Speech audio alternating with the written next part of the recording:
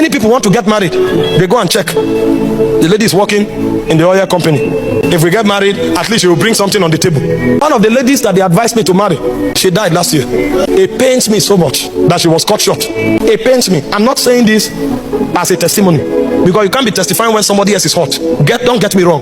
But what I'm saying is, what if I married that person? By August, I would have married in May. By August, I would have been a widow.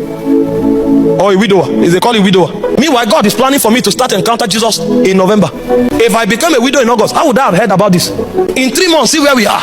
All of these possibilities would have sunk just because I didn't hear God. Meanwhile, the one I wanted to marry, or the one I'm married to now,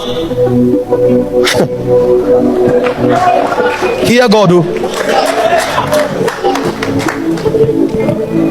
A lady told me in Brazil she will relocate to Nigeria. They say she loved mission. She loved mission. And when I check, she's a Brazilian. If I give birth, my son will be Nigerian and Brazilian. This thing happening in Nigeria now, that we are still prophesying and praying.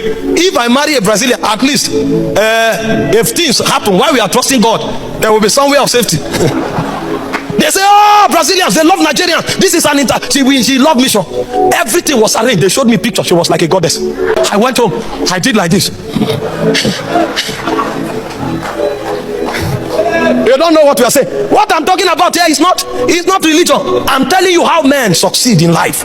The other one told me she's a partner. Before you know, my phone will shake like this. A lot has entered. I said, these are the kind of women that support ministry. No, you don't joke with them. Meanwhile, this my wife never gave a seed.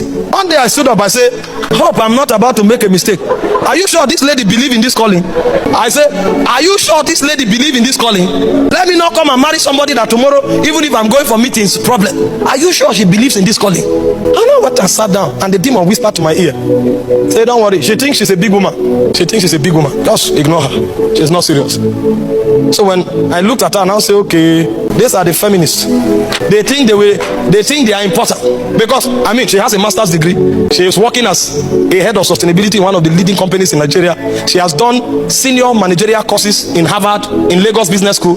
So it's natural for you to look at her and say, this person is proud. And I looked at her and I saw, I said, Kai, there's pride here. There's pride. I began to interpret things by wisdom. I said, Kai, this lady is not submissive. Before I knew what was happening, 5 people came and said, hey, is it this person? Run for your life. Thank God I hear God.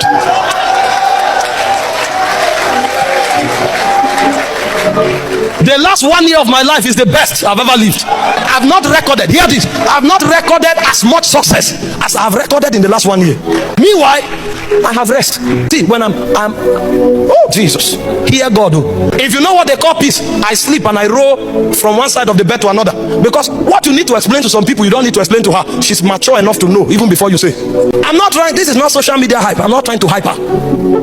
I've never had a reason to come and explain, say, this is like this. She knows. And the things that should be a problem, before I think it, she works it out. And she doesn't even want me to say thank you. What if I had men and very important people stood against this?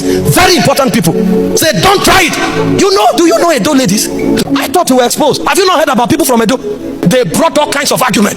But when I go to the place of prayer, sometimes I make up my mind that this thing is over. As I go there, the oracle will appear. They say you are about to sell off your destiny. I have seen you have weighed your future. This is the person that can bear the weight of your calling. And from the week we got married, we went to Meduguri. I was thinking, okay, I will persuade her. She's more interested. When I travel, sometimes I forget to call. Because I come back, I'm so tired. She will send me a message and say, the Lord refresh you and strengthen you. I'm praying for you. Oh, I will now feel guilty. Imagine the stress we go through. I will now come home and say, I'm sorry, I have another meeting next week. Should I go? And then I'm ready to go for a meeting. She'll stand up and say, you won't go. And then I'll call my host and say, I'm sorry, my wife said I shouldn't go. She stands up and says, he sold out. He belongs to Jesus. Go. Everything people suspected was a lie. They misinterpreted her. What if I didn't hear God? By now you'd have heard that a pastor slapped his wife. And then they'll put my picture on social media when I'm doing like this. They will now say, we said it, this anger, there is anger here.